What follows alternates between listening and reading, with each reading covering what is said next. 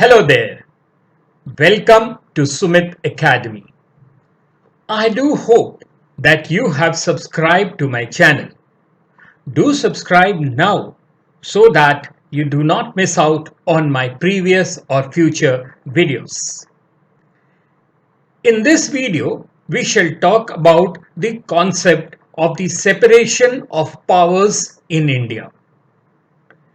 There are three main organs of the state: the legislature, the executive, and the judiciary. Each of this has a responsibility independent of the others. Separation of powers between these various organs of the state is necessary for the administration of federative and democratic states. The legislature legislates, that is, makes, adds to, or amends the laws. Subject to the conditions laid down in the Constitution, there are no restrictions on its lawmaking powers. The executive executes such laws, that is, it implements them for governing the state. The judiciary's task is to interpret these laws, ensure that they are within the ambit of the Constitution, and ensuring justice. The judiciary is self-dependent in its field, and there is no obstruction with its judicial functions, either by the legislature or the executive. The High Court under Article 226 and Article 227 and the Supreme Court under Article 136 of the Constitution are given the power of judicial review, and any law passed by the legislature can be declared void by the judiciary if it is inconsistent with the fundamental rights. Article 13.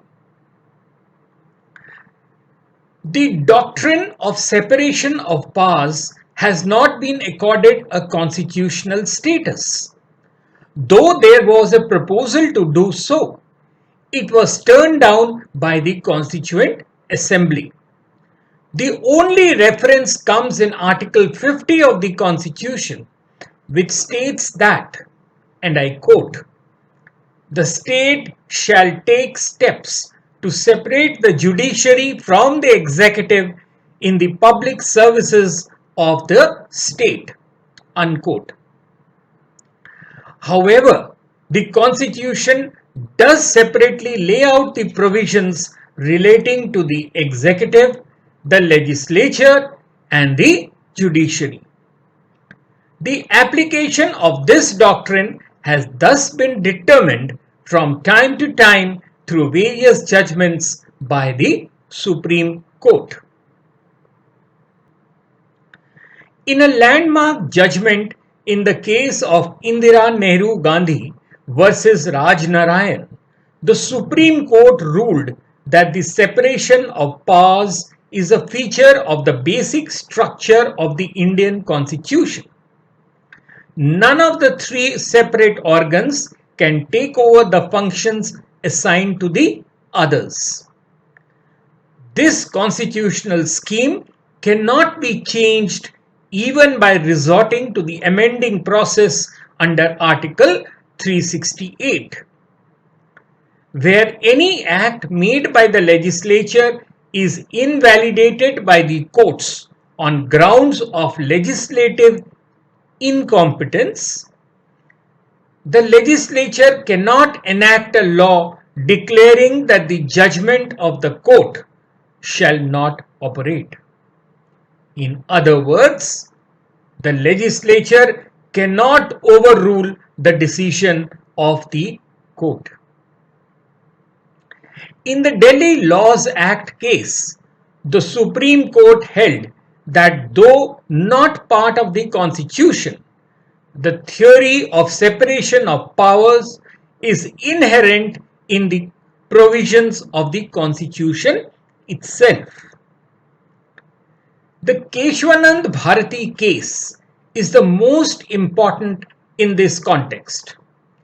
The main question was whether Parliament had unrestricted amending powers due to Article 368 over the Constitution, and how much could actually be amended. The Supreme Court held that the amending power of Parliament was subject to the basic structure of the Constitution, and any amendments which tampered with the basic Constitution would be unconstitutional. In the case of IC Golakhnath versus State of Punjab, the Constitution brings in actuality the distinct constitutional entities, namely the Union Territories, Union, and the State. It also has three major instruments, namely judiciary, executive, and the legislature.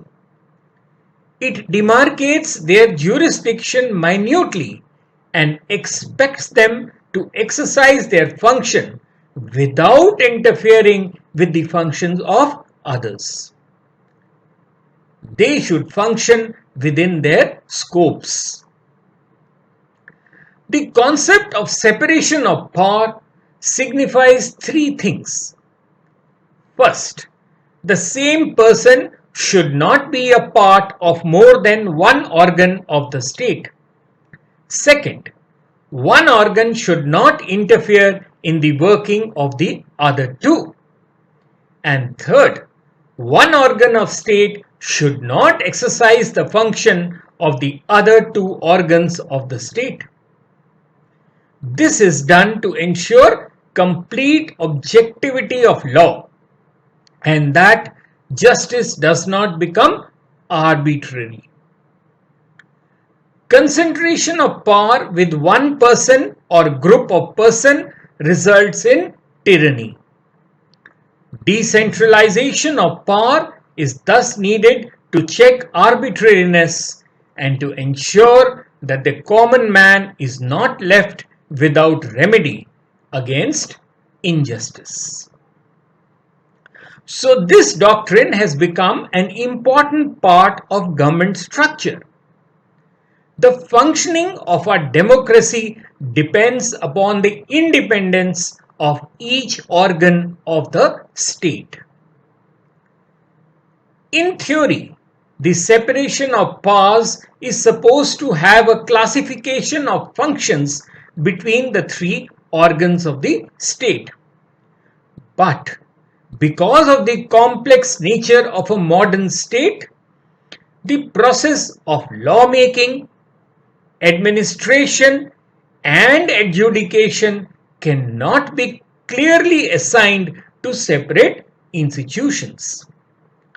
For example, the executive may affect the functioning of the judiciary while appointing the Chief Justice or other judges. The legislature too discharges the functions of the judiciary while disqualifying its own members or through impeachment of judges. On the other hand, a citizen cannot appeal to the legislature or the executive in case of a law or executive order that is not in public interest. It is then up to the judiciary to be the arbiter, the ultimate authority of the validity of such executive or legislative decisions. Even the power to amend the constitution by parliament is subject to review by the court. The court can declare any amendment void if it violates the basic structure of the constitution. Judicial review is a powerful weapon to restrain any unconstitutional exercise of power by the legislature and the executive. The only check on the power of the judiciary is the self-imposed discipline of judicial restraint.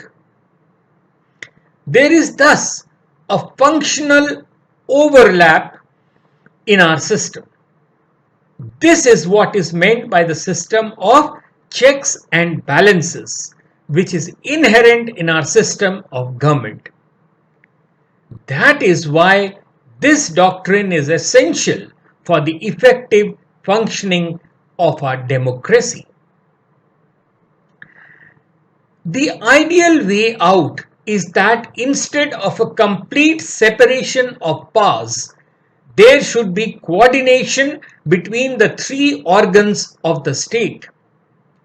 Mutual respect is the soul of the doctrine of separation of powers. Powers have to be exercised by the three organs of the state in the best interests of the people. Well, that's all from me in this video. This video is based on the information freely available on the internet. No originality is claimed for the same. I express my gratitude to all the media and legal websites for the information carried by them. The intention of this video is to prepare candidates for the examination. Do like this video and do subscribe to my channel so that you do not miss out on my previous or future videos. Till later then, cheerio.